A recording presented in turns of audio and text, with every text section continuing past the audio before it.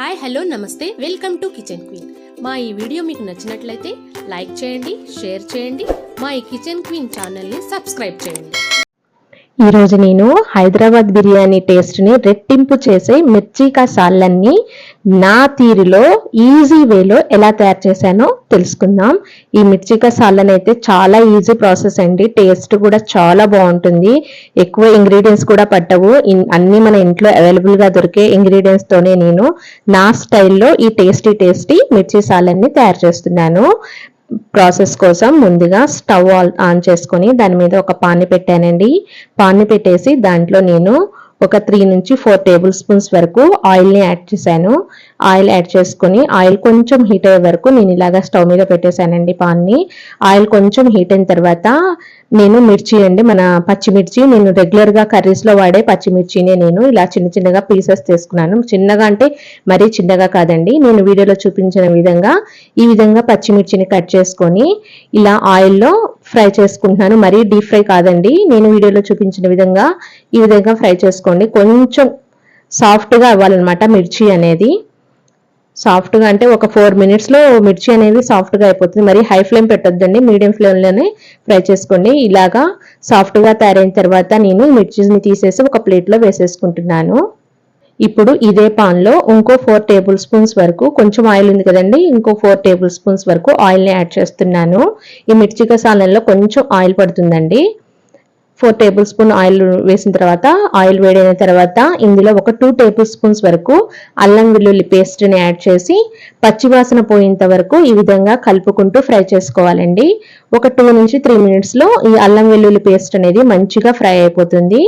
తర్వాత ఇందులో నేను చక్కగా గ్రైండ్ చేసి పెట్టిన ఒక 4 నుంచి 5 టేబుల్ స్పూన్స్ వరకు పల్లీలను పేస్ట్ చేసుకున్నానండి. పచ్చి పల్లీలనే పేస్ట్ చేసుకున్నాను.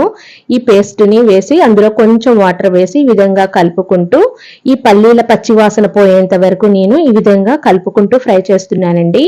ఇది ఫ్రై అవుతున్నప్పుడు ఇందులో నేను ఈ కర్రీకి సరిపడా మన టేస్ట్కి కర్రీకి సరిపడంత సాల్ట్ని యాడ్ చేశాను. నేను యాడ్ చేసి ఈ సాల్ట్ అనేది ఇందులో చక్కగా మెల్ట్ అయ్యే వరకు ఈ విధంగా కలుపుకుంటూ ఈ పల్లీల పేస్ట్ని ఫ్రై చేసుకోవాలి. ఈ విధంగా ఫ్రై అవుతున్నప్పుడు ఇందులో నేను జీడిపప్పు, బాదం కలిపేసి నేను పేస్ట్ చేసుకున్నానండి. 1 టేబుల్ స్పూన్ వరకు జీడిపప్పు, ఒక 2 టేబుల్ స్పూన్ వరకు బాదం పప్పులను వేసి నేను పేస్ట్ చేసుకుని, ఇవన్నీ పచ్చివే అనమాట, వేసేసి గ్రైండ్ చేసుకున్న ఈ పేస్ట్ని ఇందులో వేసుకున్నాను. ఇది ఫ్రై అవుతున్నప్పుడు ఇందులో నేను పసుపుని యాడ్ చేశానండి. ఒక 1/2 టేబుల్ స్పూన్ వరకు పసుపుని యాడ్ చేసేసాను. ఈ ప్రాసెస్ అంతా మనం స్టవ్ మీడియం ఫ్లేమ్లోనే పెట్టుకోవాలండి. హై ఫ్లేమ్లో పెడితే ఈ మసాలాలన్నీ మాడిపోయే ఛాన్స్ ఉంది. తర్వాత ఒక 2 టేబుల్ స్పూన్ వరకు నేను తెల్ల నువ్వులను కూడా పేస్ట్ చేసుకున్నానండి. మనం మిర్చి కసాలలో ఈ పేస్ట్స్ అనేవి మంచి టేస్ట్ని ఇస్తాయండి. ఒక 2 టేబుల్ స్పూన్ తెల్ల నువ్వులను కూడా కొంచెం వాటర్ వేసేసి మెత్తగా పేస్ట్ చేసేసుకొని ఇందులో యాడ్ చేసుకున్నాను. ఇవన్నీ చక్కగా మనం కర్రీలో ఉడకాలన్నమాట. ఇప్పుడు నేను మన టేస్ట్కి సరిపడిన కారాన్ని యాడ్ చేశాను. పచ్చిమిర్చి మరీ ఘాటుగా ఉన్నట్టయితే కారాన్ని కొంచెం తక్కువ వేసుకోండి.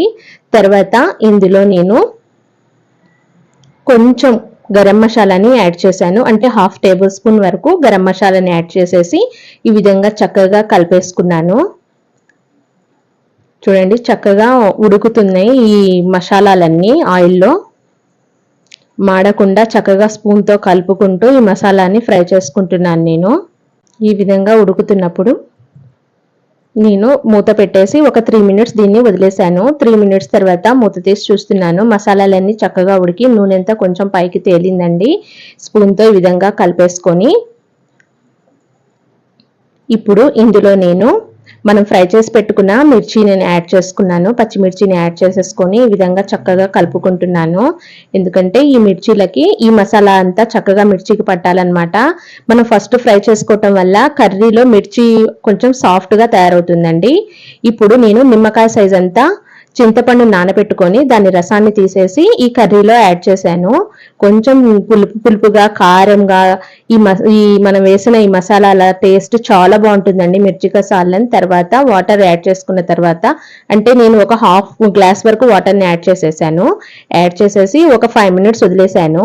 మూత పెట్టేసి వదిలేసాను. చూడండి, కర్రీ అనేది చాలా టేస్టీగా తయారైపోయింది. నేను స్టవ్ ఆఫ్ చేసేసి దించేసుకొని ఒక బౌల్లో సర్వ్ చేస్తున్నాను. చాలా టేస్టీగా ఉందండి మిర్చికా సాలన్. ఈ మిర్చికా సాలన్ని నేను పులావ్ చేశానండి. చికెన్ పులావ్ చేశాను. చికెన్ పులావ్లో చాలా టేస్టీగా ఉంది. ఇక్కడ నేను చికెన్ పులావ్ చేశానని చెప్పాను కదా, ఈ చికెన్ పులావ్ అనేది చాలా ఈజీ ప్రాసెస్ లో తయారు చేశానండి.